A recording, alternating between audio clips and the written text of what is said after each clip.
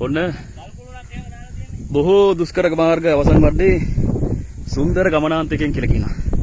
ලෝකාන්තයේද? නෑ. මේ දිනවා මේ වෙන්නේ ඇටිපොළ කන්ද. අර එහා පැත්තේ කඳු බලලා පේනවා මේක මේ. පුදුම ලස්සන තැනක්. මේ තමයි අපි ආපු තැන. ඔන්න අපි ඒ කන්ද තරණය කරා ඉස්කෝලෙන් පස්සේ. මේ ගල්පාය පන්සල මේක මහා දැඩි රක්ෂිතයක් තියෙන. දැඩි රක්ෂිතයක්. ඒක මැද තමයි. ඒතර මෙතනට ආපුවම විශේෂ තැනක් පේනවා. ආන් අර බබර ගහ කන්ද නාය.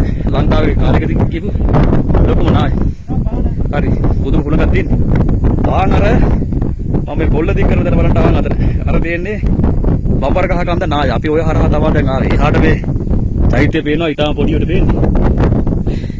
ඔය බබර ගහ කන්ද නායෙන් දකුණු පැත්ත බලද්දි තමයි ඇටිපොළ කන්ද පේන්නේ. මේ තියන්නේ අපි ඉස්සරහින් දැන් ඇටිපොළ කන්ද.